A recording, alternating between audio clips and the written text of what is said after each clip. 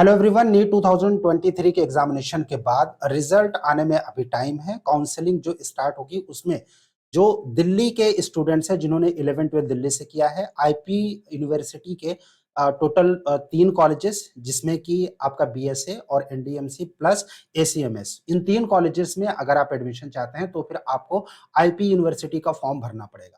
Last date जिसको कि extend किया गया था 15 तारीख तक, वो ओवर हो चुकी है, लेकिन उसके बाद अभी जो नेशनल लेवल के टेस्ट हैं यानी कि नीट के थ्रू जो एमबीबीएस और इसके अलावा जो आयुष के कोर्सेज हैं, इसमें जो भी एडमिशन्स होंगे उनके लिए एप्लीकेशन फॉर्म की डेट जो है वो 22 तारीख तक है। अगर आपने अभी तक आईपी यूनिवर्सिटी में अप्लाई नहीं किया है तो फिर आप अप्लाई कर सकते हैं। अप्लाई करने के लिए ipu.admissions.nic.in के ऑफिशियल वेबसाइट पर विजिट करना है, जो कि आप बैकग्राउंड में देख रहे हैं। यहाँ पर जो लेटेस्ट नोटिफिकेशन था कल की डेट का, इसमें ये बताया गया था कि जो डेट है वो ओवर हो चुकी है, लेकिन ऐसे स्टूडेंट्स जिन्होंने कि नेशनल लेवल टेस्ट के थ्रू कोई एग्जाम दिया है यानी नीट के थ्रू, अगर वो जिस कोर्सेज में एडमिशन चाहते हैं जैसे कि मेडिकल प्लस आयुष के कोर्सेज में बीएचएमएस बीएमएस और इसके अलावा जो एमबीबीएस का कोर्स है, इसके लिए आपको जो फॉर्म भरने की लास्ट डेट है वो 22 तारीख तक है, यानी 22 मई।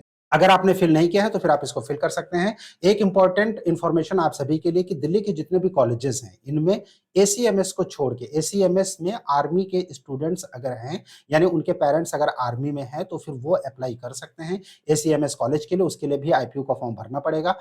आईपी यूनिवर्सिटी से एफिलिएटेड टोटल 4 कॉलेजेस, एसीएमएस को अगर हम छोड़ देते हैं देन उसमें एफिलिएशन में जो आता है बीएसए, एनडीएमसी, आरएमएल और वीएमएमसी। आरएमएल और वीएमएमसी सेंट्रल इंस्टीट्यूशन है, ये एफिलिएटेड हैं आईपी यूनिवर्सिटी के साथ में, लेकिन इनकी काउंसलिंग एमसीसी करती है। सो आरएमएल और वीएमएमसी के लिए अगर आप एडमिशन चाहते हैं तो फिर आपको ये फॉर्म नहीं भरना है, आपको एमसीसी के थ्रू ही काउंसलिंग होगी। और जो ड्यू कोटा लगता है, दिल्ली यूनिवर्सिटी का कोटा, आईपी कोटा लगता है, एमसीसी की काउंसलिंग आपका एडमिशन उसी काउंसलिंग के थ्रू होगा। सो 2 कॉलेजेस आरएमएल और वीएमएमसी, इनके लिए ये फॉर्म नहीं भरना, लेकिन एनडीएमसी और बीएसए प्लस एसीएमएस में अगर आप अप्लाई करना चाहते हैं तो फिर आपको ये फॉर्म भरना पड़ेगा। लास्ट डेट 22 तारीख है। आपकी इंफॉर्मेशन के लिए मिड ने इसको अपलोड किया है।